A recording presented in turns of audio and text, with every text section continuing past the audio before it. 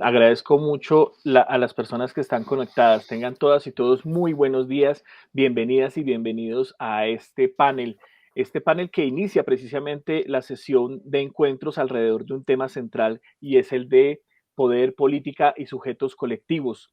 En este episodio, en este primer panel de la mañana, vamos a tener la oportunidad de encontrarnos alrededor de un tema muy específico y muy interesante de por sí, investigaciones que tienen que ver precisamente con entornos de comunidades escolares, pero también de territorios y ecologías de saberes. Entonces nos vamos a encontrar con experiencias que precisamente nos van a poner en contacto con otras formas, maneras de ver, de indagar por el conflicto, por ver cómo está relacionado ante todo ese tema de las identidades, de las formas de construcción de las comunidades, cómo se tramitan esas relaciones en los territorios, entendiendo el territorio más allá que lo regional, entendiendo el territorio como esos espacios sociales que se han instalado para llegar a esas convergencias donde las fuerzas sociales precisamente tienen sus tensiones y tienen sus conflictos. Algo que nos ha dejado la línea de poder y política y sujetos colectivos de la maestría en investigación social, claro, es que el conflicto es inherente a la sociedad. El problema es cómo lo tramitamos, el problema es cómo estamos tramitando el conflicto que lamentablemente, históricamente, lo estamos tramitando a través de la violencia estructural, de la violencia colectiva, de la violencia social y simbólica. Entonces, es un campo que definitivamente es clave en los procesos de investigación de nuestro programa y permite precisamente el día de hoy, en el marco de este segundo coloquio internacional de investigadores sociales, coloquio el cual llega a ustedes a través de la red RITA de tecnologías avanzadas y también con el apoyo este año del doctorado en estudios sociales, donde tenemos una apuesta clave. En la mañana vamos a estar en esa clave que les he dicho de territorio, de ecologías, de ecosofías, ¿por qué no? Para hablarlo en otros términos también de otras posturas teóricas. Y estamos hoy precisamente con el líder de la línea de investigación en nuestra maestría, el profesor Francisco Ramos Cuncanchún. El profesor Francisco Ramos es un realizador audiovisual de base, pero tiene su maestría y sus estudios en ciencias pedagógicas. Él es doctor en ciencias pedagógicas del Instituto Barona de Cuba y pues tiene una amplia experiencia e investigación en temas precisamente que tienen que ver con la interrelación de los sujetos sociales, los procesos que tienen que ver con los espacios y formas de experimentación precisamente de esas relaciones. Entre sus trabajos hay uno muy conocido que es cuando él toma, por ejemplo, el tema de la risa o el tema de la construcción de esta lúdica como un experimento social de reparación. Y pues ha escrito varios libros al respecto, tiene una amplia trayectoria en estos temas donde se entra con unos enfoques, inclusive también de análisis de la imagen, que también en estos años le ha seguido la pista al tema de la imagen del cine, de cómo nos producimos a través de la imagen. Él actualmente coordina una cátedra que tiene que ver precisamente con imagen, con violencia, con paz, digamos, con construcción de paz para el Instituto de Paz de la Universidad Distrital. Entonces, en varios flancos, el profesor Francisco ha tenido la oportunidad, actualmente es investigador del macroproyecto de la Unión Europea Transbrigades y permite esa articulación con el doctorado en estudios artísticos, donde también es docente, y pues precisamente constituye unos puntos claves de cómo las relaciones del conflicto, las relaciones sociales que están ahí, que atraviesan la política, que atraviesan el poder, que atraviesan las formas de enunciación, pues puedan solucionarse y más que solucionarse, construir puntos de convivencia más allá de los actos violentos o los actos que terminan violentando a los sujetos y sus identidades. Entonces, el panel de hoy va a ser un panel muy nutrido, un panel que tiene unas opciones muy interesantes y pues sin más preámbulos, voy a darle la bienvenida al profesor Francisco Ramos y a todas las personas que están conectadas, tanto en redes como aquí en sala, agradecerles su presencia. Profesor Francisco, con los buenos días, bienvenido. Gracias, Andrés. Vamos a tener hoy la posibilidad de conocer propuestas bien importantes, precisamente como lo ha señalado el profesor Andrés, sobre lo que tiene que ver con el conflicto, lo que tiene que ver con la convivencia. Y yo simplemente quiero hacer una introducción haciendo reflexión sobre cuáles son las características que tienen estas situaciones en las que estamos viviendo, que tienen que ver con el problema de la vivienda, que tienen que ver con el problema de las condiciones sociales en Ciudad Bolívar, de lo que tiene que ver con la convivencia de los estudiantes en el colegio José Félix Restrepo. Y encontramos que hay unas conexiones muy grandes a nivel histórico que hacen que sea muy común esta situación, no solo para este contexto, sino para el contexto latinoamericano y para el tercer mundo, para los países pobres de todo el mundo. Entonces yo simplemente quisiera reflexionar un poco sobre unos episodios que nos han dejado estas condiciones sociales y económicas y políticas y que como marca central tenemos la guerra y el conflicto. Entonces, en 1944, en New Hampshire, en Estados Unidos, se convocó a una reunión de 31 países del mundo para solucionar los problemas económicos y mantener la estabilidad económica financiera mundial. Y de esa manera se pensaba que se iba a buscar apoyar a los países que tuvieran dificultades para que hubiera un equilibrio social y con la propuesta era que no se volviera a repetir la crisis de 1930, la recesión que hubo durante 10 años y los procesos de guerra mundial. Ese era aparentemente el propósito de esta conferencia, pero en realidad lo que pasaba era que Estados Unidos necesitaba conseguir urgentemente mercados en todo el mundo porque tenía una gran superproducción y había salido ganador de la Segunda Guerra Mundial. Ya la guerra no se había terminado, pero ellos ya habían tenido una estrategia que hacía que sin afectarse ellos directamente, terminaran siendo como protagonistas de la guerra y además terminar ganando la guerra. Esto generó, pues finalmente que Estados Unidos terminara imponiendo el dólar como la moneda oficial del mundo, o sea, someter de entrada a todas las economías del mundo. Ese tal equilibrio era una burla más bien a las economías del mundo. Y lo que ocurrió es que todas las monedas quedaron sometidas, incluyendo la moneda de Inglaterra, la libra esterlina, pues que aspiraba, había sido hasta entonces el centro económico del mundo. Y esto, pues lógicamente trae una serie de consecuencias posteriores porque Estados Unidos empieza efectivamente a apropiarse de todos los mercados del mundo y se crea lo que se llama el Fondo Monetario Internacional. Entonces, el disfraz que tiene Estados Unidos es que simplemente se acuerda que nunca va a haber un director del Fondo Monetario que sea norteamericano y que todos los países van a tener posibilidad de participar de acuerdo a los aportes que ellos están haciendo. Lógicamente, Estados Unidos de entrada aporta el 50% para tomar todas las decisiones que se hagan con el fondo. ¿Qué consecuencias tenemos de esto a nivel histórico? ¿Qué empieza a pasar? Un empobrecimiento de los países porque a los países se les pone condiciones muy duras. Por ejemplo, se establece al poco tiempo de creado el fondo que los países deben abrir sus libros, o sea, mostrar qué recursos tienen. Estados Unidos se reserva el derecho de revisar todos los recursos que tienen los diferentes países para poder apropiarse de estos recursos a través del Fondo Monetario Internacional, pero además se exige que los países hagan cartas de intención mostrando qué cambios van a hacer en sus países. Y se establece entonces que aparentemente son los países los que voluntariamente quieren hacer cambios en sus países. ¿Y cuáles son los cambios que proponen?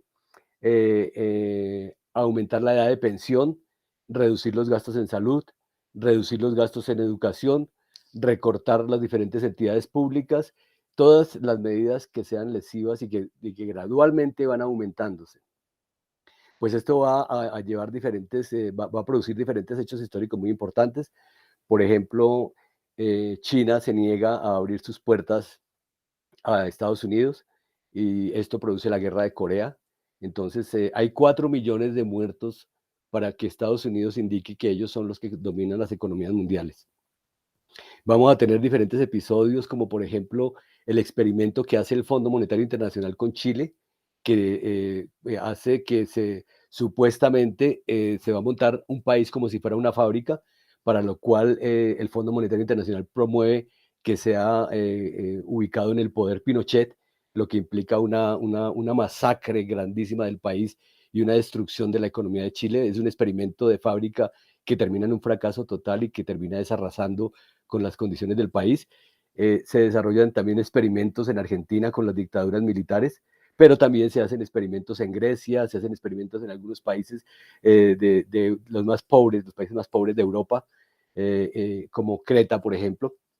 Y finalmente, este proceso termina en que el Fondo Monetario Internacional, o sea, Estados Unidos, termina ganando en la confrontación con la Unión Soviética porque logran irla desmembrando poco a poco a través de diferentes manejos.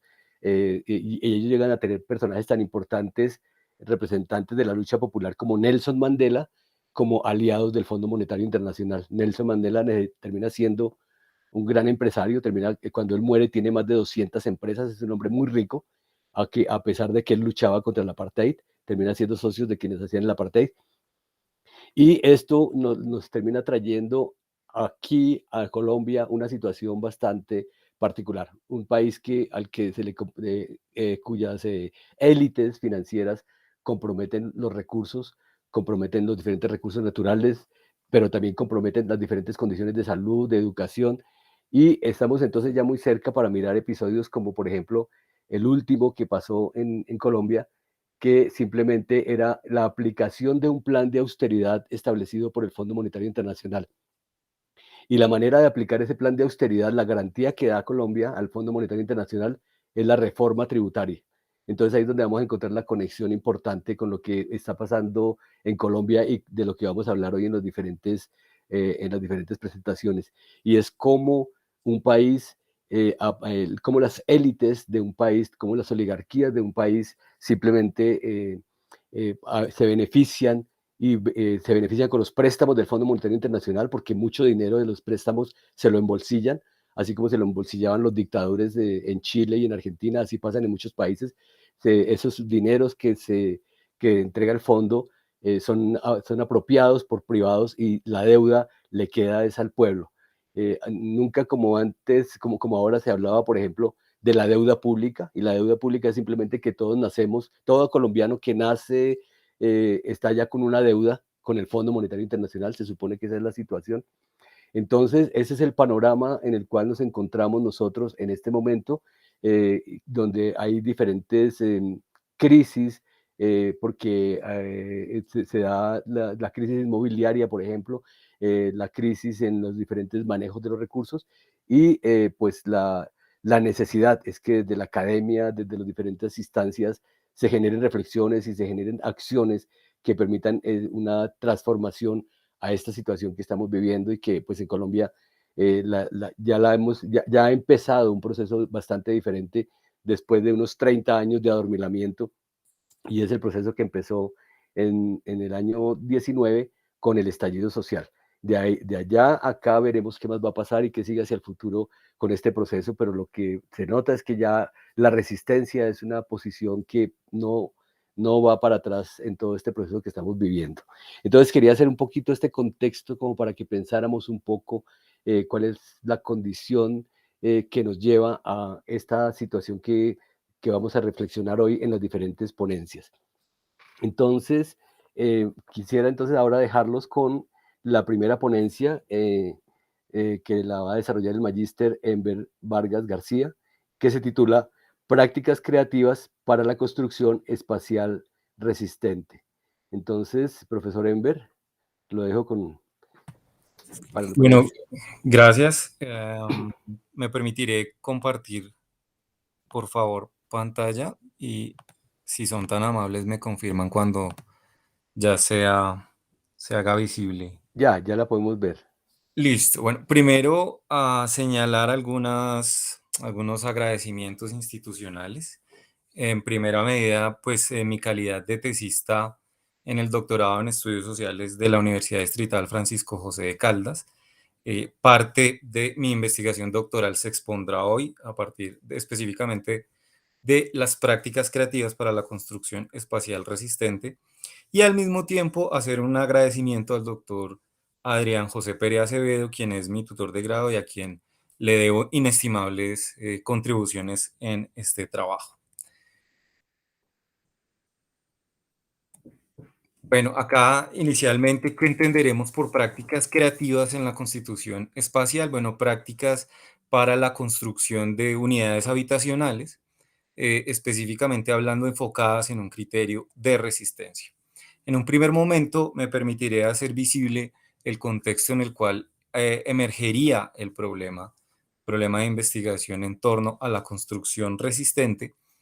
Por un momento o en un aspecto inicial, a traer a colación acontecimientos específicos resistentes que dan inteligibilidad a todo un campo de reflexión sumamente complejo. En primer momento, eh, hay un desafío filosófico que plantea Michel Foucault en el año 67, justamente ante una audiencia arquitectónica, frente a una conferencia de arquitectura, en donde señala que estaríamos en el tránsito hacia una época en la cual el espacio empieza a ocupar un lugar central y de allí vendrían categorías seminales para el estudio de la espacialidad, como bien puede ser la heterotopía y heterotopología.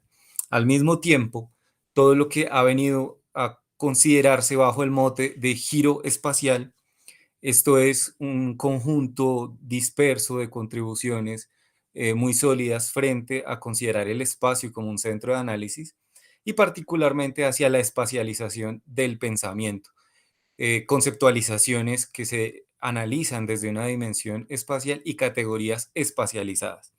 Y por otro lado, tal vez la que más atiende a la especificidad de la investigación que les presento, el de lo que hemos denominado emergencias en la arquitectura disidente, todo un campo inmanente de prácticas, de saberes que se articulan en lo que puede ser denominado como arquitectura vernácula y popular.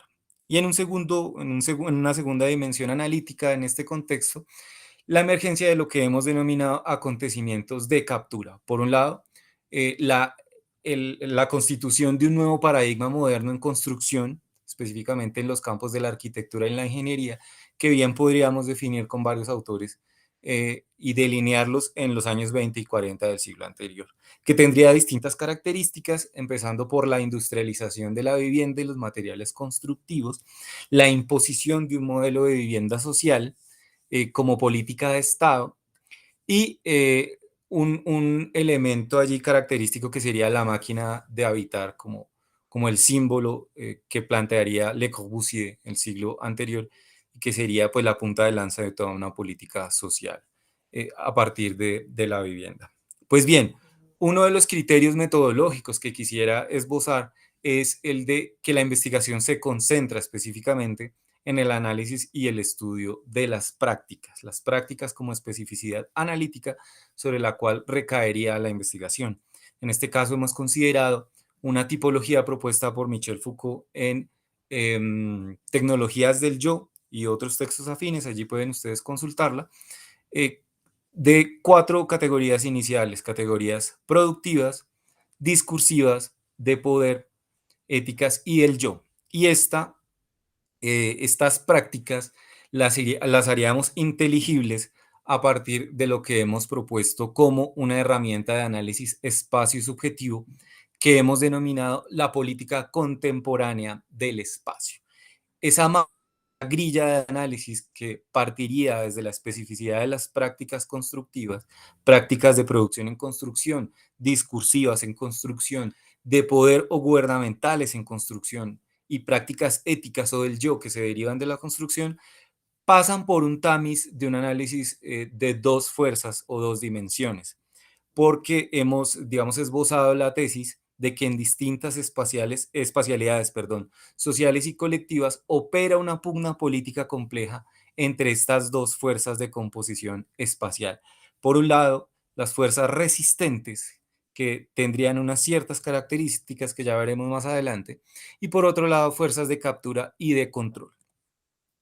Bien, para dar cuenta ya de la investigación, quisiera justamente explicitar la emergencia de estos 2 ámbitos o de estos 2 focos de análisis, polos de lucha política espacial y constructiva como lo hemos definido.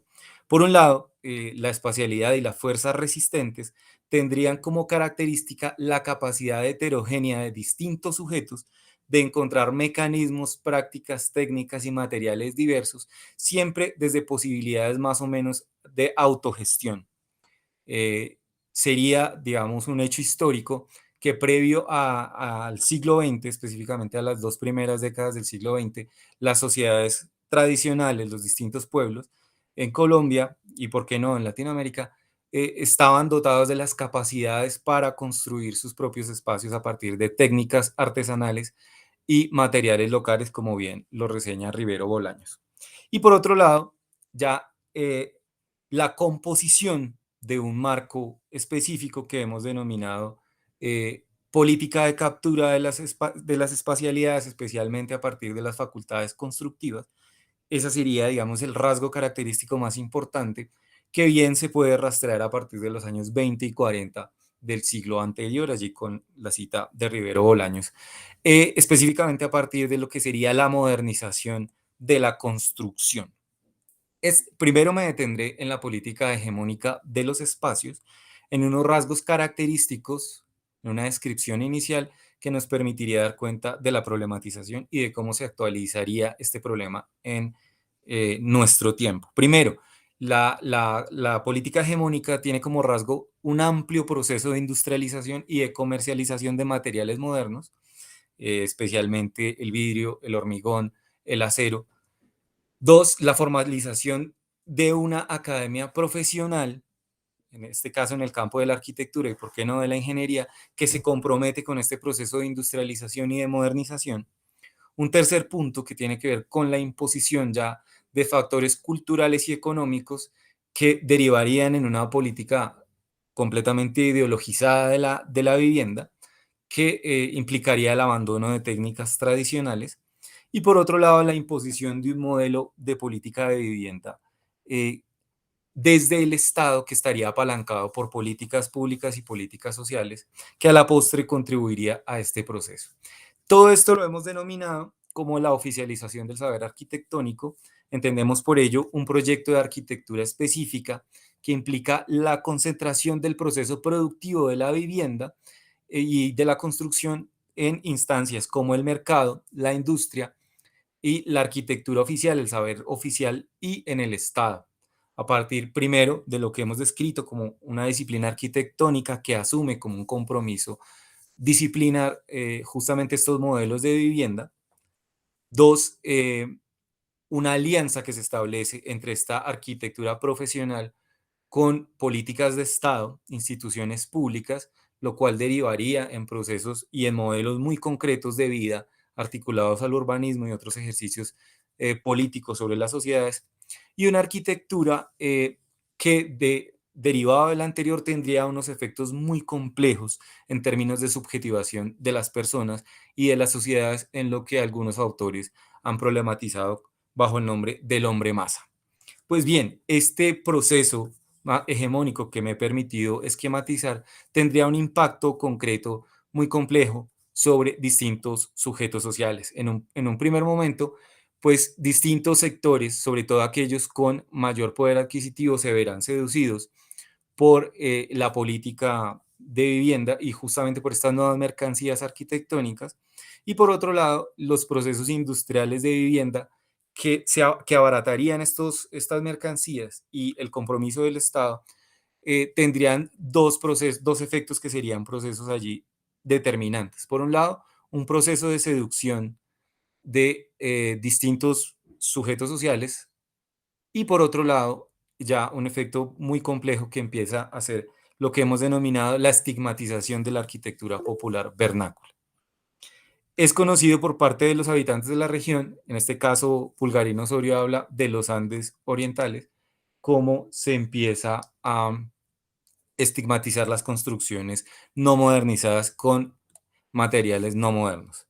De ello, en ello ha sido importante el papel de la estatización de la política de vivienda y podríamos describirla como un compromiso que ha asumido los estados a partir de las políticas públicas y políticas sociales por imponer un modelo de vivienda determinante también con efectos sociales sumamente claros.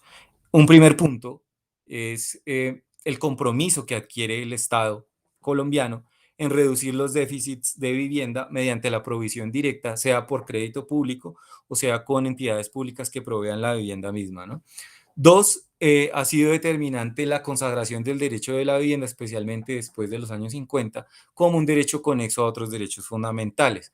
El complejo estatal, este sería un tercer punto, ejerce un influjo de reforzamiento de las capacidades que serían desposeídas y concentradas en facultades constructivas, específicamente hablando en términos de arquitectos profesionales, y ya los sujetos no tendrían esas capacidades propias.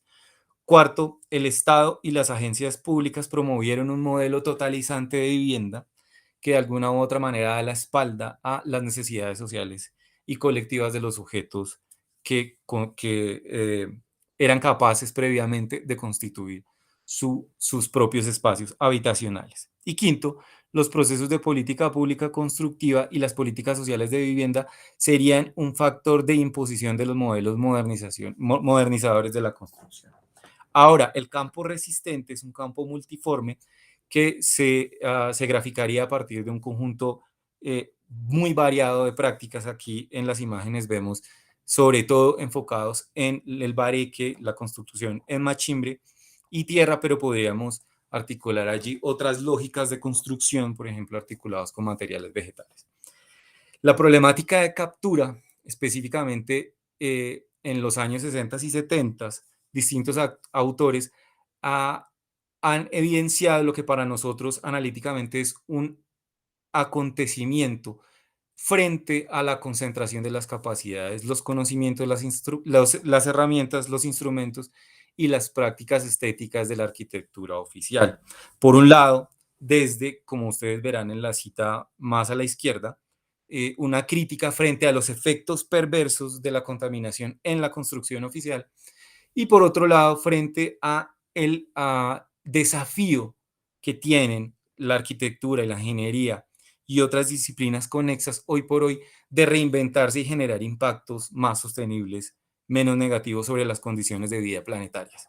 Y al mismo tiempo se ha erigido un conjunto de debates científicos, debates académicos, pero también debates sociales sobre la posibilidad de distintos sujetos de constituir nuevos saberes constructivos, articulados, por ejemplo, a la bioconstrucción, articulados, por ejemplo, a el desequilibrio ecológico como experiencias innovadoras en construcción, no necesariamente articuladas a la arquitectura oficial, un poco en la arquitectura descalza, como ha sido escrita por distintos arquitectos.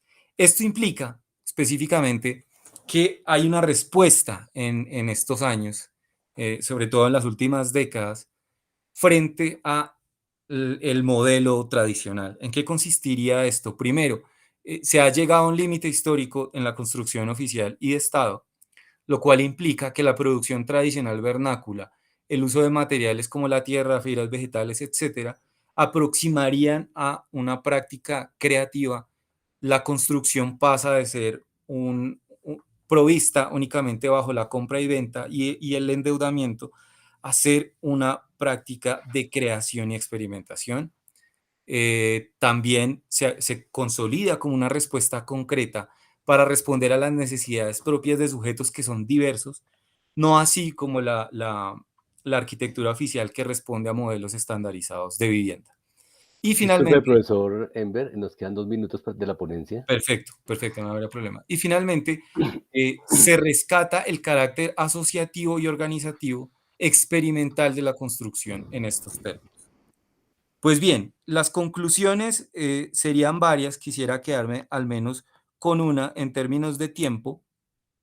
Permítanme. Primero, las tradiciones arquitectónicas populares, aunque diezmadas, han sabido resistir al proyecto modernizador e intentan insistentemente sobrevivir y abrirse paso en nuestro tiempo. Es claro que asistimos a un acontecimiento resistente, la emergencia de nuevos ejercicios críticos ante los efectos negativos de la construcción, lo cual implica toda una configuración de una arquitectura popular y autogestionada, cuyos principios radicalizarían la tensión contra el marco restrictivo de la política hegemónica. Muchas gracias por su tiempo y bueno, acá está la bibliografía que en parte respalda esta discusión. Muchas gracias, profesor Enver. Muy importante esa propuesta que nos presenta al final de las diferentes ponencias. Entonces atenderemos las preguntas de las ponencias que corresponden. Bueno, ahora entonces le doy la palabra al doctorante en estudios sociales Sergio Lora Montaño, quien va a hacer la ponencia Pobreza y Ciudad, Hegemonía, Resistencia y Micropolítica, Ciudad Bolívar 2000-2020. Estimado profesor Francisco y demás compañeros, las personas que están conectados por las redes, buenos días para todos, para todas. Gracias, profesor, por la presentación. Me permito compartirles pantalla un momento. ¿Me confirman, por favor?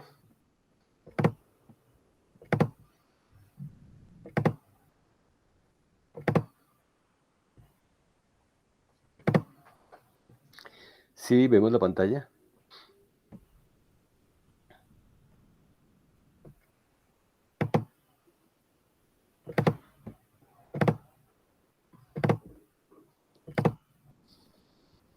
Ok. ¿Están viendo la presentación? Sí, sí. Sí, señor. Muchísimas gracias. Bueno, como mencionaba el profesor Francisco, este trabajo está también direccionado desde el doctorado de estudios sociales, desde la línea a la que pertenezco, poder, política y sujetos colectivos, y se viene adelantando en la localidad 19 de Ciudad Bolívar.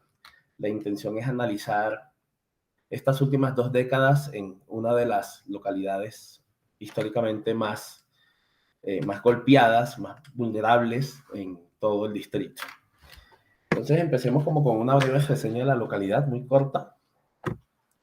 La localidad 19 de Ciudad Bolívar se encuentra ubicada al sur de la ciudad, en la periferia.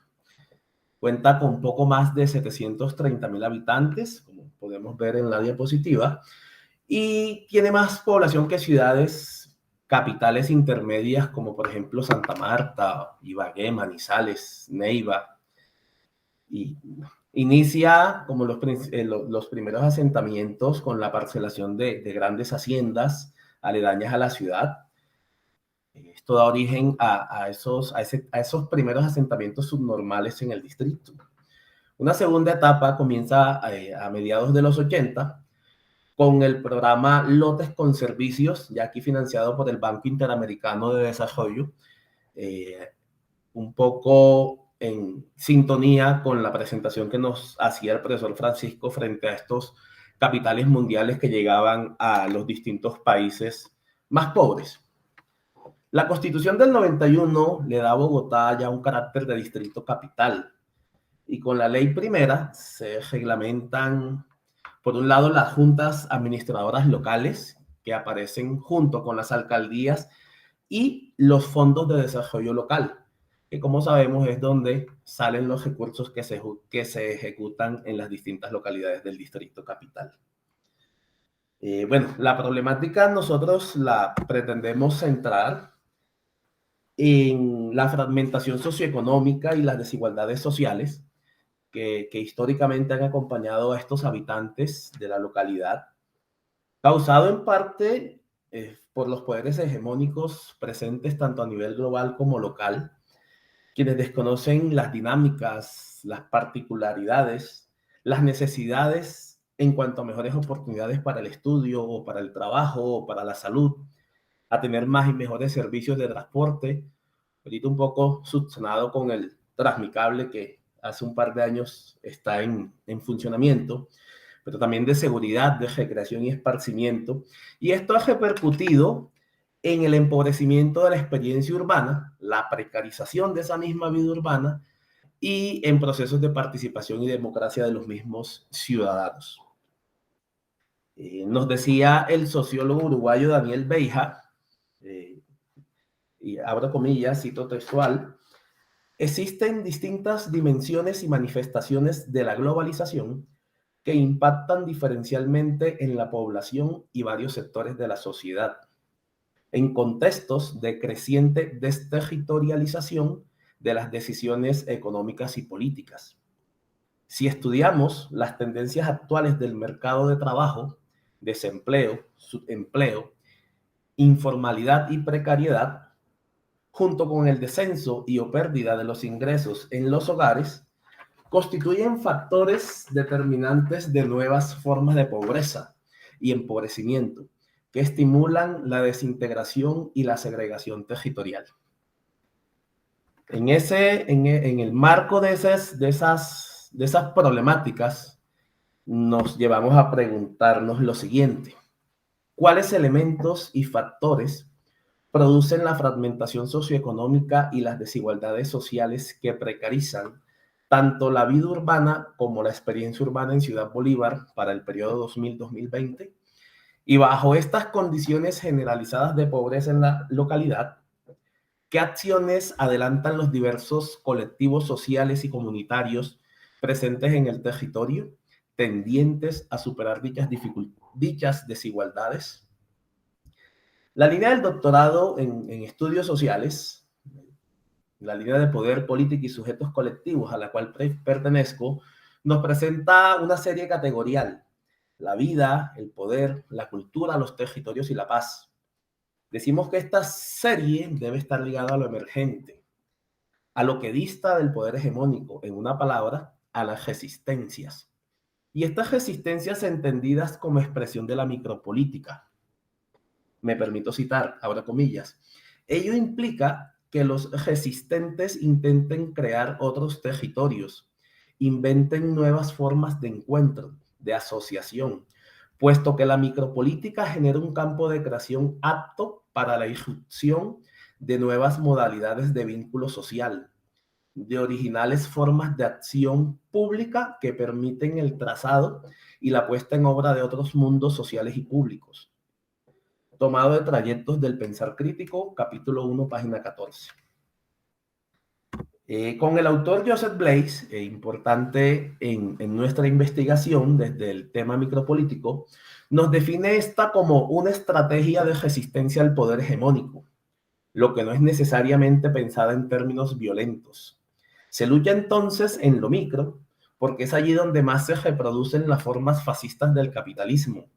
Es una política a pequeña escala antiinstitucional que tiende a disminuir la importancia de lo macropolítico, ofreciendo mecanismos para llegar a la emancipación más allá de las formaciones sociales. Se refiere al uso del poder formal e informal para los individuos y los grupos a fin de alcanzar sus metas. Entonces, entendiendo nosotros que tanto la macropolítica como la micropolítica tienen que ver con la hegemonía, que es así como se expresa la dominación y así es que se expresan las contestaciones a esa dominación, revisamos a las autoras María Cristina Martínez y Elizabeth Martínez su artículo Micropolítica y Territorializaciones, encontrando lo siguiente. Las autoras Martínez aseguran que, abro comilla, ante el vertiginoso influjo de las políticas macroeconómicas en la esfera gubernamental se han instalado formas de control y regulación que coaptan los modos de ser sujetos, sus formas de pensar y hacer, para conducirlos hacia las lógicas del capital. Afirman también las autoras que este escenario en Latinoamérica han emergido en el último tiempo una multiplicidad de experiencias vivas construidas en el territorio por comunidades y sujetos colectivos. Estas se identifican generalmente como alternativas a esas lógicas capitalistas. Abro comillas. Hoy existen experiencias de praxis que reivindican el pensamiento subalterno y que asumen el territorio como escenarios propios de micropolítica. Se producen espacios de subjetivación y de transformación social por fuera de los escenarios de dominación. En ese orden, nosotros en la localidad 19 nos hemos dado la tarea de encontrarnos en el territorio con los colectivos y las comunidades que trabajan en Ciudad Bolívar, desde diferentes campos, desde lo ambiental, desde lo social, desde lo comunitario, y que estén en intenciones de potenciar tanto lo ético como lo estético, con actividades que se construyen en el territorio para las mismas comunidades. Un par de ejemplos de esas otras formas de vivir el territorio Los traigo el ya famoso internacional Festival Internacional de Cine y Video Alternativo y Comunitario Ojo al Sancocho, y el movimiento de mujeres de Ciudad Bolívar, que también viene trabajando hace más de 20 años en la localidad. Entonces, conozcamos un poco a qué se dedica el trabajo de Ojo al Sancocho, su trabajo comunitario. Dice el colectivo, es una iniciativa comunitaria, nace de la necesidad de democratizar la cultura y la educación audiovisual en Colombia. Además, es un proceso de incidencia política que permite el empoderamiento social, cultural, ambiental, económico, educativo de los sectores periféricos, locales y regionales en la construcción de una vida digna por medio de la realización de prácticas de no violencia por parte de niños, jóvenes, adultos, familias, comunidad organizada y no organizada a través de los medios audiovisuales. Es un festival internacional de cine y video alternativo y comunitario que se ha convertido en una ventana de visibilización y reconocimiento de otras propuestas audiovisuales, de historias locales, personajes reales, protagonistas de la vida, otros cuentos, otras estéticas, otros diálogos. Una conexión diferente y de igual a igual con la industria cinematográfica colombiana y de otras realidades audiovisuales locales, nacionales e internacionales. Contribuye a la transformación de imaginarios negativos sobre la localidad de Ciudad Bolívar, de sus jóvenes, de sus comunidades, a través de la visibilización y promoción de la actividad audiovisual local, destacando los aportes creativos y, por supuesto, el bajo costo que los caracteriza, al igual que los procesos organizativos comunitarios de Ciudad Bolívar, el patrimonio histórico y cultural local. La otra experiencia que les mencionaba es el movimiento de mujeres de Ciudad Bolívar, el cual adelanta trabajos desde 1994. Sus principales talleres fueron denominados desde esa época como Salud para las Mujeres y Mujeres con Salud, con el fin de prevenir el embarazo en adolescentes y la mortalidad infantil, direccionando en el amor, el respeto, la autoestima y la autonomía. Esta experiencia ha logrado impactar en cientos de mujeres de la localidad, quienes hoy ejercen su autonomía, conocen sus derechos, así como las decisiones de actuar sobre su cuerpo.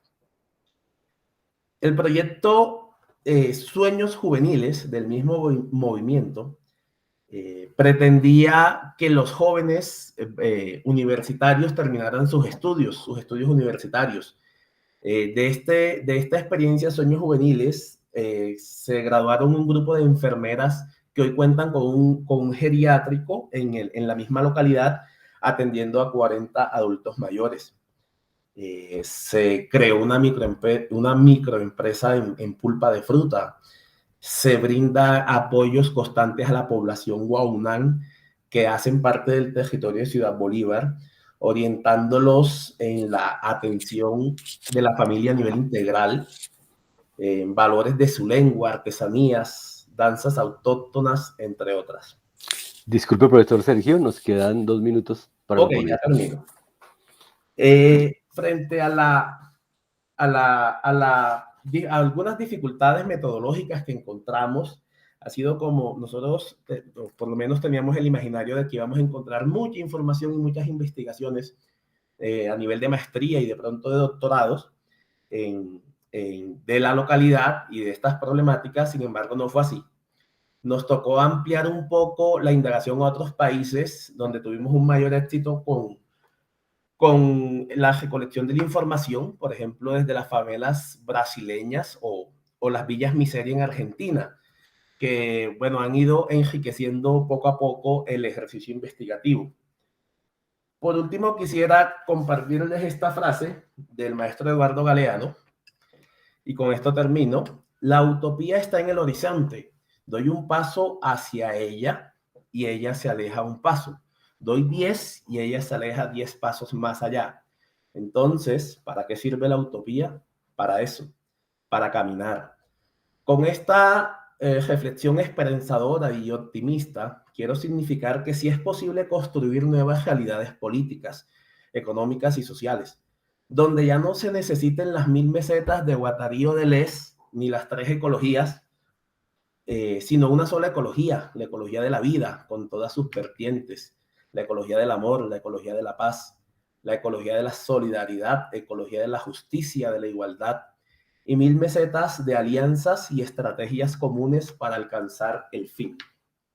Con esto termino mi ponencia. Dejemos de compartir.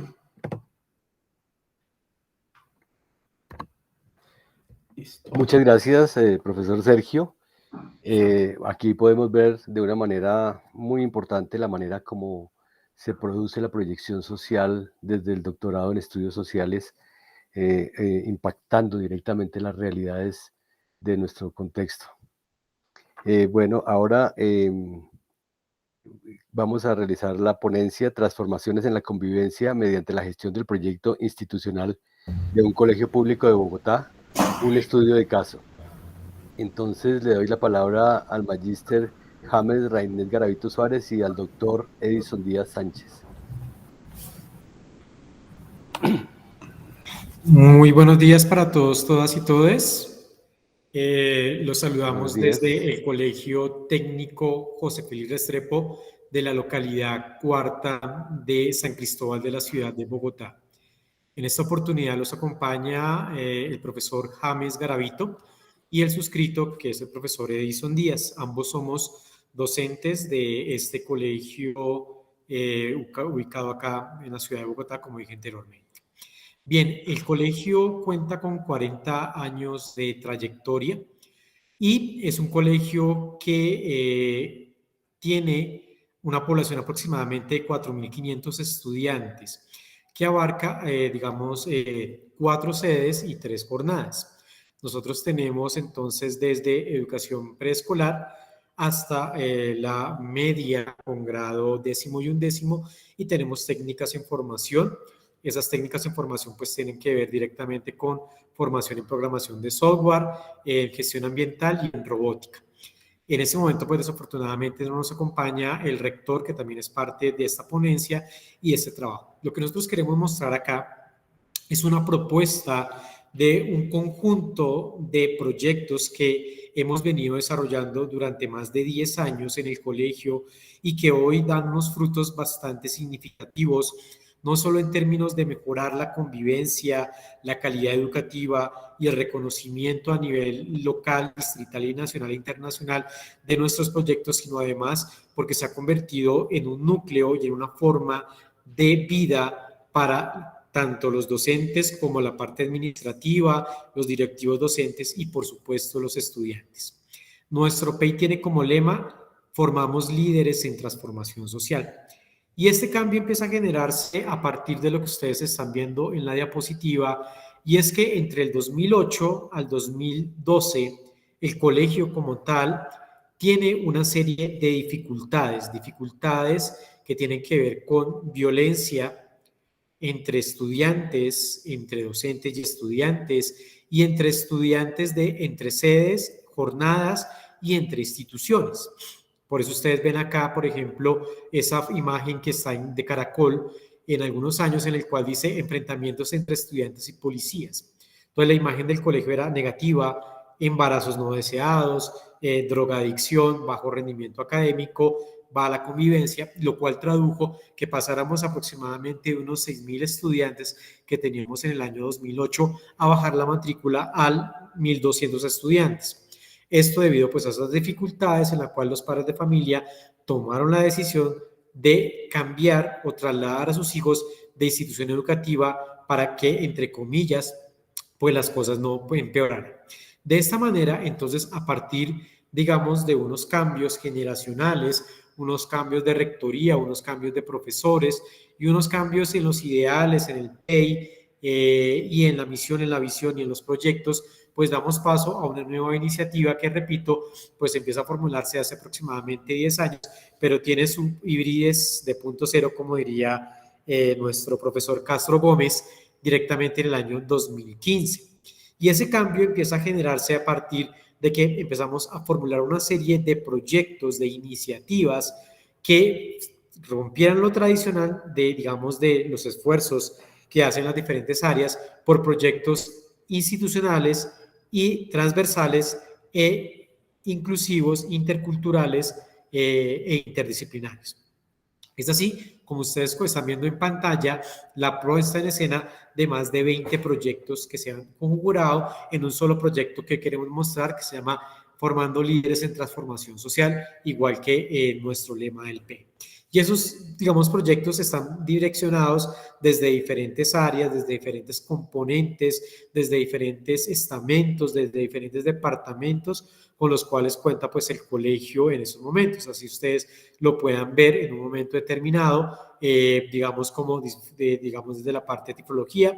Somos un colegio de inclusión, como todos los 405 colegios que tiene el distrito de manera oficial en Bogotá, y acá tenemos inclusión con estudiantes con baja visión, discapacidad visual y multidéficit. Y así entonces hemos venido trabajando y haciendo la parte de inclusión, pero también desarrollando una serie de proyectos que puedan permitir ver otra visión del currículo, otra visión de la formación de los estudiantes y otra visión completamente diferente de lo que serían las disciplinas en forma de la transversalidad.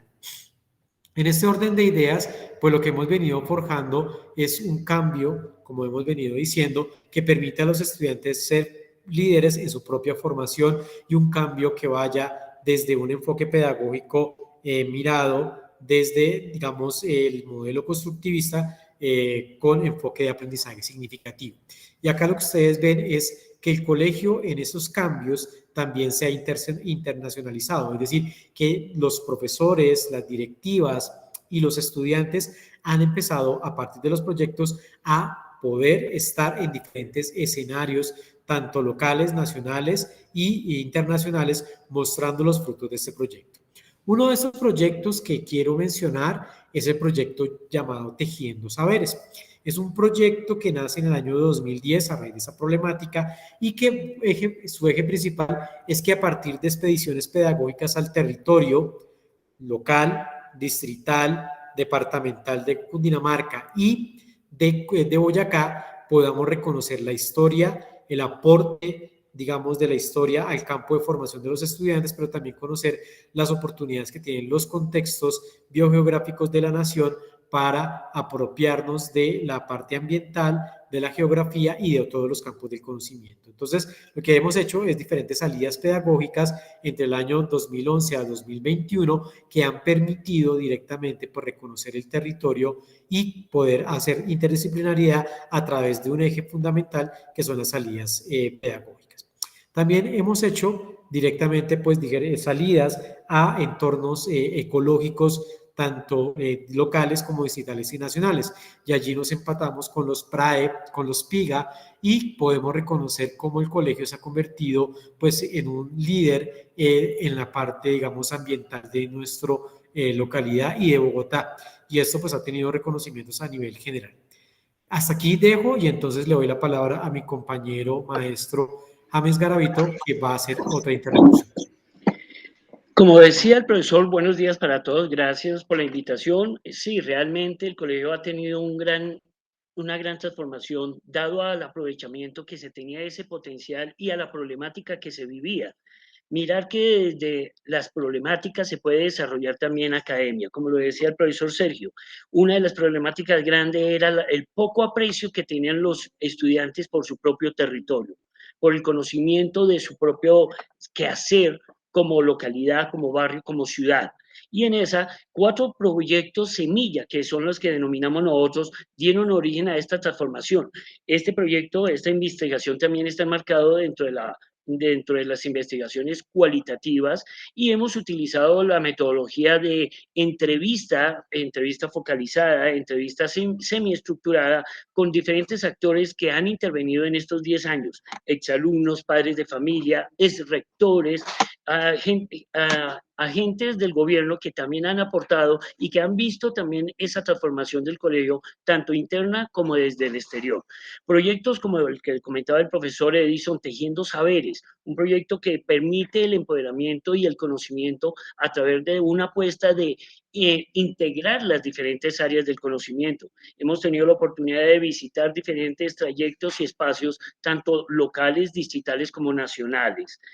Como ven, estamos en la Quinta de Bolívar, como ven también prácticas educativas en el colegio y también prácticas en Puente Boyacá y otros espacios como él comentaba. Prácticas que también nos permitieron ir transformando esa convivencia, un primer paso que era una de las principales problemáticas que tenía el colegio. Aparecieron las vacunas contra el bullying, las estatuas de la paz, los Nobeles. Tuvimos la oportunidad de compartir con el Nobel de Paz 2018, Denis Nubake, en una charla intergeneracional, internacional realmente. Igualmente hemos tenido oportunidad de participar en eventos con cartografías que empiezan con ellos mismos y que van al territorio, cartografía de las emociones, un segundo proyecto que permitió también esa transformación al interior y exterior de nuestro colegio. Esa imagen que empezó a cambiarse en nuestros estudiantes y en las subcomunidades, que le ha permitido al colegio también ir creciendo.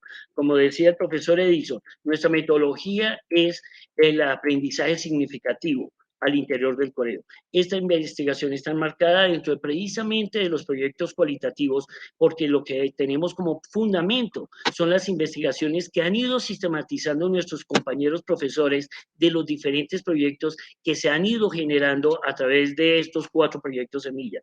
Este que estamos mostrando es Semana por la Paz, una semana que dura 300 días al año y que año a año ha ido cambiando de eslogan, pero que está hecha y está unida al proyecto nacional de formación en paz y que hemos buscado también ir fortaleciéndolo desde las diferentes áreas, buscando también esto de la flexibilización curricular que nos está pidiendo tanto el ministerio como la pandemia para nuestros estudiantes.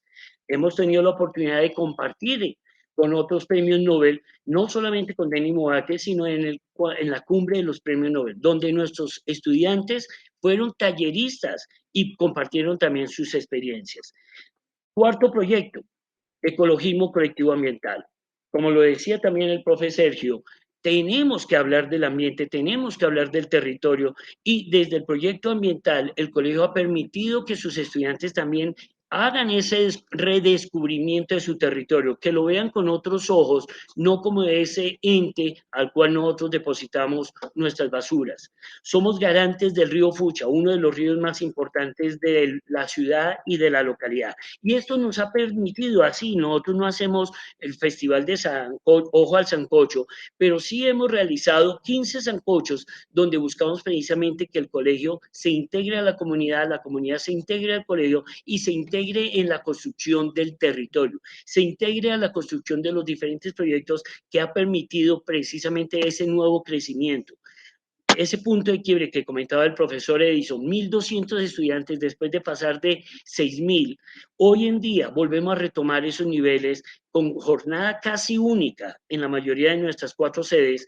Tenemos un número de 4.500 estudiantes en los cuales nuevamente hemos obtenido esa credibilidad tanto local como distrital. Algunos de los reconocimientos en los que son partícipes nuestros estudiantes, porque la construcción se hace en el territorio, la construcción se hace con nuestros estudiantes y la transformación de las problemáticas se hace de la mano de ellos. Invitación, pues obviamente a todos los que nos escuchan y nos están viendo, que consideremos ese potencial que tenemos con nuestros estudiantes, un potencial que es grande de poder generar ciudadanía, convivencia y transformación social en el territorio, desde el territorio, para el territorio. No queda más que decir que, como nos comentaba finalmente el profesor Edison, la transformación ha permitido que el colegio en los últimos 6 años haya sido reconocido en la Gala de los Mejores, en los Mejores de Bogotá, precisamente porque demostramos que la educación está en primer lugar y que con la educación se puede dar el cambio a esas políticas nefastas que nos están impartiendo desde afuera. Realmente, la educación es la mejor alternativa. Gracias.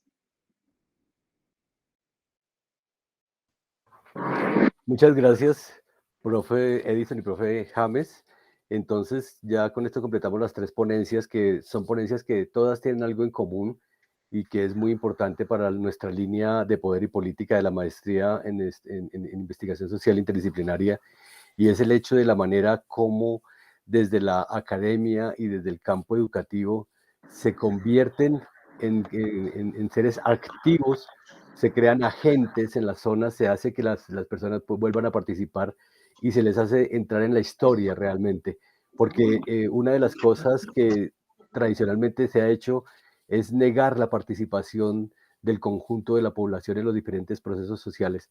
Entonces aquí, a partir de las ponencias, que tanto sobre la vivienda, la resistencia a la vivienda, la resistencia a la hegemonía y sobre este manejo de la convivencia, nosotros nos podemos encontrar con que hay unos aportes muy grandes para pensarlos desde el punto de vista de estas reflexiones que hacemos en Poder y Política, sabiendo que la única alternativa que queda ante todos estos embates que se sufren desde las grandes élites financieras es la participación social, la interacción permanente y la construcción incesante a partir de la resistencia que se logra generar en los diferentes espacios. Y pues en ese sentido yo felicito a los ponentes por esa dinámica permanente que están manteniendo y por esos aportes que le están haciendo a este contexto social. Bueno, vamos a pasar a las preguntas ahora para los ponentes. Vamos a mirar aquí en el chat. Entonces, de la revista Esfera de la Universidad Distrital se hace la pregunta para Enver y para Sergio. Desde el trámite teórico en sus propuestas de investigación, ¿cómo se comprende la relación comunidad-territorio? Entonces, para que los profesores Enver y Sergio nos puedan comentar. Bueno, yo me voy a tomar la palabra frente a la pregunta que se propone. Pues en primer momento yo diría que hay varios niveles de análisis que es necesario siempre tener en cuenta. Primero, si bien la noción de territorio, por lo menos en el caso colombiano, tiene una fuerte carga institucionalista, esto, por ejemplo, articulándola a prácticas estatales, por ejemplo, los esquemas y planes de ordenamiento territorial, que imponen una cierta perspectiva, muy desde la lógica estatal, normativa y también, por supuesto, económica. También es cierto que hay una deriva conceptual que ha intentado recuperar la noción de territorio desde las posibilidades de construcción alternativas de los territorios. Y esto en campos tan diversos como la antropología, la sociología, por supuesto. Entonces, habría que recuperar un poco esa conceptualización, ¿no? Esas formas y conceptualizaciones distintas de territorio, por un lado. Por otro, si bien nos podríamos concentrar en las comunidades como un sujeto, también es cierto que hay que hacer el llamado a que no todos los sujetos sociales necesariamente son comunidades ya existentes, ¿no? Y en ese sentido habría también una especie de plasticidad del concepto mismo de subjetividad que sería necesario enunciar. Lo que sí es cierto es que mi propuesta tiene que ver justamente con las posibilidades de constitución de nuevos espacios, pueden ser nuevos territorios, a partir del ejercicio de incorporar nuevas y incluso antiquísimas formas de constitución de esos espacios. Hay claramente una noción política de recuperar la incidencia de estos sujetos sobre sus propios espacios, sus propios territorios. Ese sería el acento que quisiera explicitar en esta intervención que me permite la pregunta. Muchas gracias. Gracias, profesor Enver. Profesor Sergio, le dejo la palabra. Vale, muchas gracias. Yo me sumo en parte al comentario del profesor Enver en los términos de las distintas posiciones que desde la institucionalidad se pueden tener, pero también las distintas posiciones dentro de esa misma institucionalidad.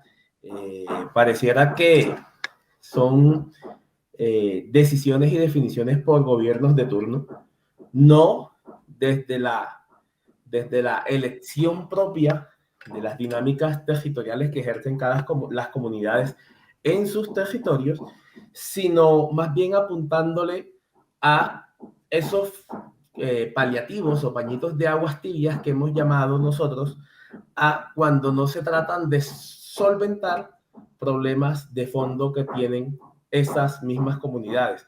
Comunidad para mí, yo lo identifico y me asocio al término de la micropolítica y de las resistencias que éstas pueden ejercer en opciones de mejorar sus propias condiciones de vida, de potenciar su vida, de potenciar lo ético y lo estético. Pienso en las comunidades como los zapatecas, por ejemplo, que se están dando unas nuevas oportunidades con unas nuevas realidades de vida y de intervenir, uno en su comunidad, pero desde lo espacial del territorio. Son términos en este momento que no podemos separar. La relación socioespacial de las comunidades están determinadas en este momento por el territorio y el uso que doy de este y cómo lo enfrento. ¿Cómo lo enfrento en términos no violentos? ¿Cómo lo enfrento en términos propositivos? ¿Cómo lo enfrento en términos de potenciar la vida de los mismos habitantes de las distintas comunidades?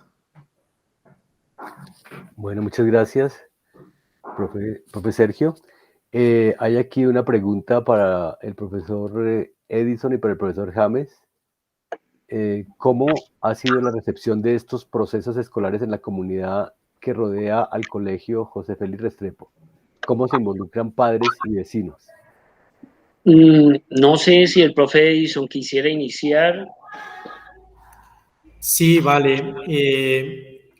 Esto es un proceso que ha conllevado una serie de cambios, pero también hemos tenido la fortuna de la receptividad por parte de la comunidad.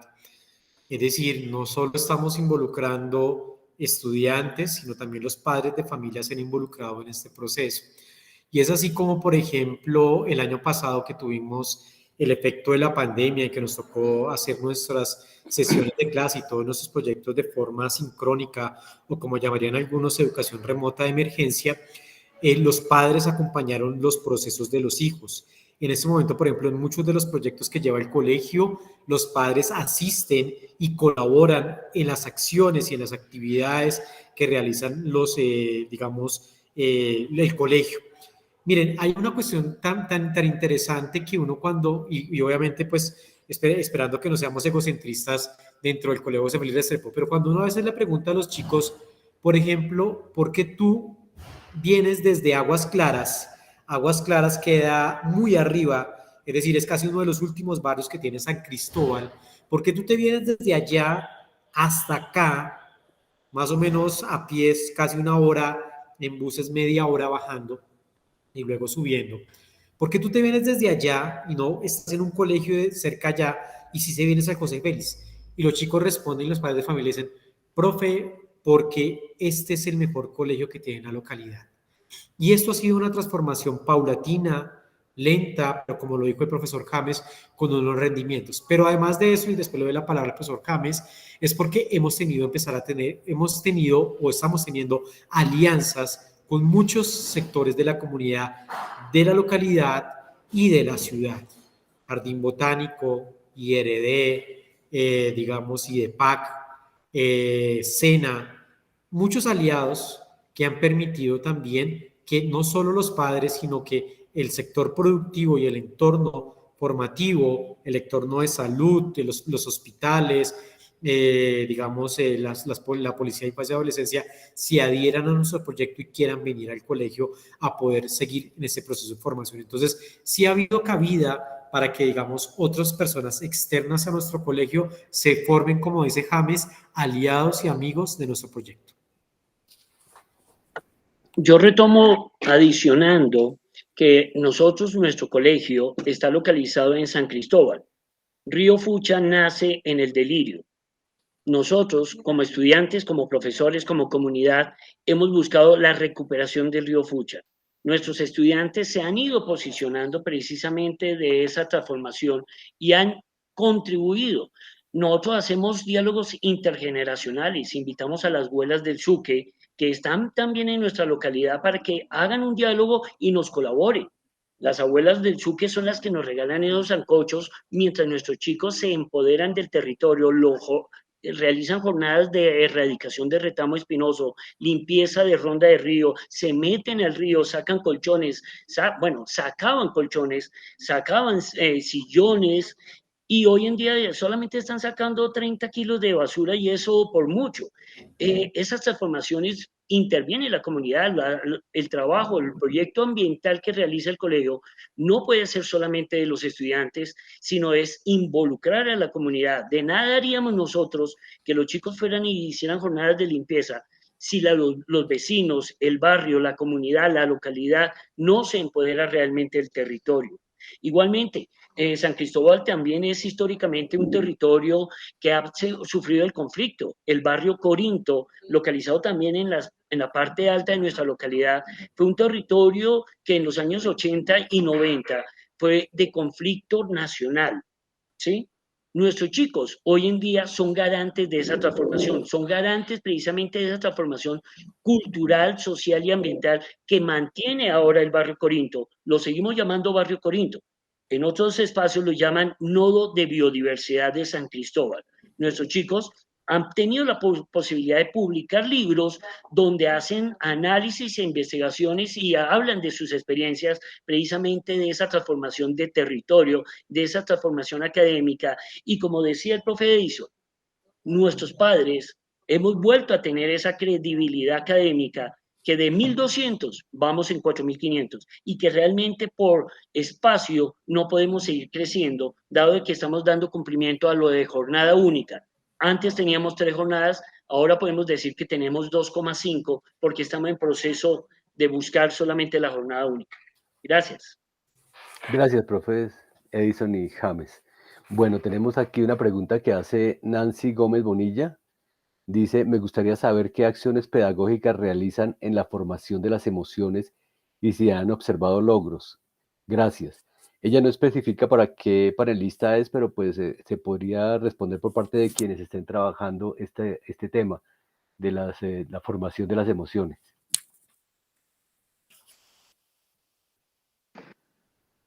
Bueno, retomamos de pronto la respuesta.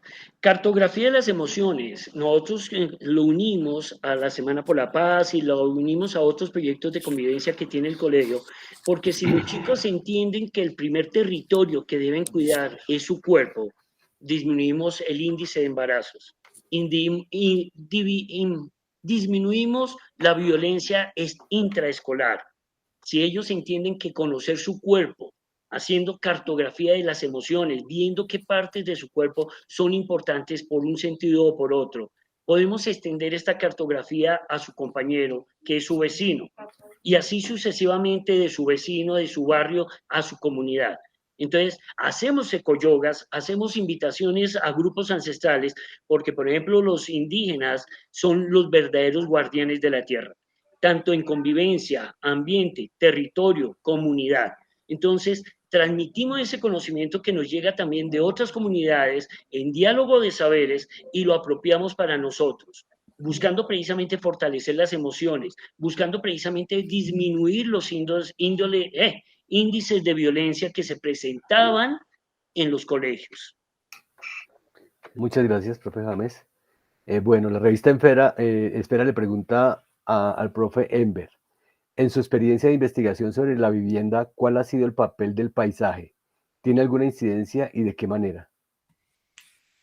El paisaje en sí mismo es todo un tema de investigación, ¿no? Desde, por ejemplo, la propuesta filosófica de Heidegger, cómo la propone como una categoría allí importante. En mi caso, yo la abordo justamente desde esa malla de análisis que propuse de las dos fuerzas constitutivas, digamos, de los espacios. El paisaje, por ejemplo, tiene una conexión muy fuerte con ejercicios disciplinarios, con ejercicios de control poblacional que están, por ejemplo, vinculados con lo que se ha denominado paisajismo, urbanismo, etc. Y allí habría una consideración del espacio siempre articulado a procesos económicos e industriales cuyos efectos sobre las poblaciones resultan bien complejos. Pero al mismo tiempo, en las prácticas resistentes, el concepto de espacio puede adquirir otra connotación. Por ejemplo, en la medida en que las prácticas constructivas conciben el espacio como un cierto anclaje de diálogo con la naturaleza, se proponen formas de complementariedad y de construcción con la naturaleza, más allá de simplemente vaciar un territorio, de despejar un territorio, de iniciar casi que con una losa nueva el tiempo y el espacio, por poner allí un uso metafórico. Al contrario, habría una idea de complementar la vida misma de los humanos con lo natural. Y esto desde la ruptura con la línea, que sería un elemento central de la arquitectura oficial y de Estado, y más bien articulándose a criterios de circularidad, por ejemplo. Muchas gracias, profe Enver. Bueno, la revista Esfera pregunta al profesor Edison y James, ¿consideran que su proceso se enmarca más en el campo de la innovación educativa o la investigación y por qué? Hace 5 años hubiéramos dicho que innovación. Hace 5 años hubiéramos dicho que estos proyectos han sido innovadores tanto para el colegio como para la localidad. Hoy en día, por decir un dato, el año pasado tuvimos un maestro en un proceso llamado Maestros que Inspiran. Este año tenemos 5 maestros en el proceso llamado Maestros que Inspiran, que es con el IDEP, y es proyectos de sistematizar sus experiencias. Tenemos que de nuestro colegio y de las experiencias de colegio han aparecido alrededor de unas 8 tesis. Tesis que van desde lo académico, desde lo ambiental, desde lo social. ¿Hasta qué punto podemos llamar en el tiempo que una experiencia es innovadora? Yo dejaría la duda. 2 años, 5 años, 10 años sigue siendo innovadora. Constantemente tenemos que rehacernos para ser innovadores. Lo que sí sé es que los docentes del colegio están sistematizando la experiencia. El profe Edison, gracias al proyecto que lleva con el colegio, ha logrado sistematizar 3 experiencias y este año estaba sistematizando la de Tejiendo Saberes. Son procesos donde el proyecto de aula, el proyecto institucional, se convierte en un proyecto de investigación. Profe Edison, le doy la palabra. Correcto. Frente a la anterior pregunta y para complementar lo que estaba diciendo el profesor James, sí, nosotros trabajamos todo lo que tiene que ver con el campo de las emociones desde 2 esferas. 1, las competencias socioemocionales y 2, las capacidades ciudadanas propuestas directamente por ese plan de formación para la ciudadanía y la convivencia en Bogotá, dada desde la Secretaría y desde Marta Sen y Marta Nussbaum. Entonces, nosotros sí trabajamos ese campo de las emociones porque nos parece fundamental este proceso directamente. Y sobre todo, algo que nos parece muy interesante es ver cómo ese proceso de interrelación, interculturalidad, no solo entre grupos étnicos minoritarios que hay en el colegio, sino también con los niños que pertenecen al departamento de tipología, con los niños llamados regulares, se ha podido dar. Es fundamental y es muy satisfactorio para nosotros los docentes ver cómo esos niños que tienen baja visión, que son invidentes totales o que tienen alguna discapacidad, ya sea cognitiva o biofísica, pueden acceder a diferentes programas, a diferentes salidas y ver la felicidad en ellos es muy importante y muy enriquecedor. Eso fortalece la autoestima, eso fortalece la autoimagen, eso fortalece el autocuidado de nuestros niños, niñas y jóvenes y también de nuestros docentes. Y por otro lado, para la pregunta sobre innovación e investigación, transitamos en esos 2 campos. Hay proyectos que todavía están en la innovación porque son muy jóvenes, porque hasta ahora están en esa ruta, digamos, de conformarse y consolidarse. Pero hay proyectos que ya están en el campo de la innovación educativa. Y en ese orden de ideas también pues, hay que mirar que en este campo, lo que lo decía el profesor James, que debido a esos proyectos de investigación, el colegio se ha ganado unos premios y esos premios han servido o servirán, como en este año, que fuimos merecedores a 4 premios con la Gala de los Mejores en la Secretaría de Educación, permitirán seguir financiando otros proyectos. En este momento el colegio en esos 4 premios ha ganado cerca de 30 millones de pesos, los cuales serán reinvertidos en el colegio, en los proyectos para el bienestar y mejorar la educación de nuestros niños, niñas y jóvenes.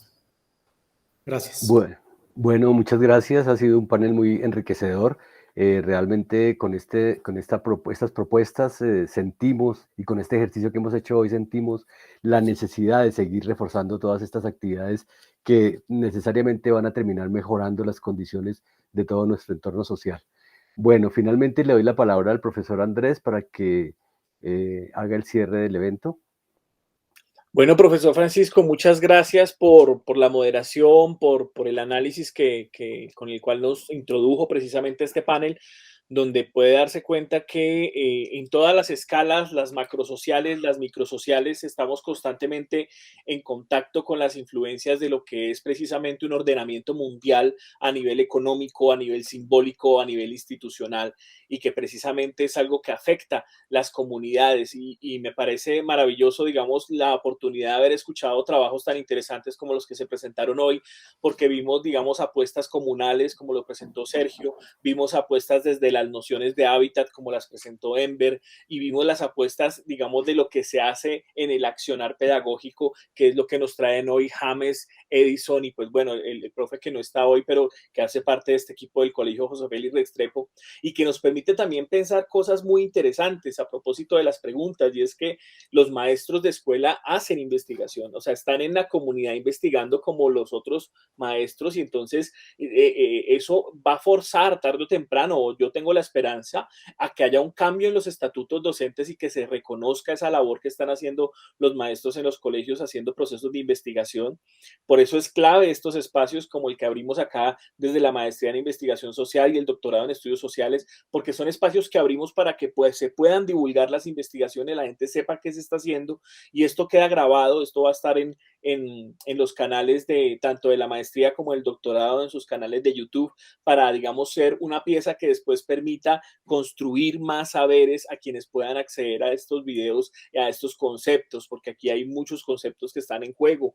Están en juego conceptos desde las emociones, pasando hasta por el hábitat, pasando también por conceptos como el espacio, la heterotopía, como en algún momento lo situó Enver, y que definitivamente hacen configuraciones y relaciones interdisciplinares que están en el campo grande de los estudios sociales, y que permiten también construir en cierta manera y de una manera también un poco en proceso el pensamiento crítico. Es decir, los procesos necesariamente son procesos que irradian a las comunidades, la necesidad de un quehacer crítico que se va formando y que va poco a poco transformando, como lo dijo la profe Nancy, que está aquí en la sala, a quien agradecemos también su participación aquí, y a las personas que están conectadas, cuando finalmente son procesos que van fortaleciendo y van tejiendo alrededor de lo que se puede hacer en estos espacios. Entonces, agradecerles a cada uno su participación, y pues esperar que próximamente nos puedan acompañar en otros espacios, al profesor Francisco por su moderación, e invitarles esta misma tarde a las 6 de la tarde tendremos la segunda parte de este panel, con la moderación del profesor Álvaro Oviedo, profesor de la línea de Poder y Política del doctorado en Estudios Sociales, donde también tendremos otros doctorantes que estarán exponiendo temas interesantes como estos que hemos escuchado en la mañana de hoy, y también tendremos nuestros egresados de la MISI también con temas de investigación que son muy relevantes, así como externos, digamos, invitados externos, así como hoy tuvimos la oportunidad de recibir a los compañeros del José Félix Restrepo, que tienen muchos aportes también que brindarnos para la Academia de la Universidad Distrital Francisco José de Caldas y también para todo el Distrito Capital.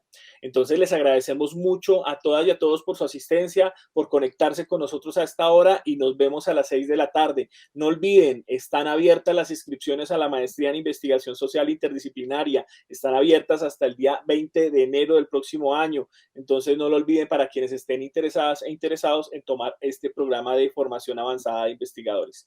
Muchas gracias por su atención, y para todas y para todos un feliz día. Gracias.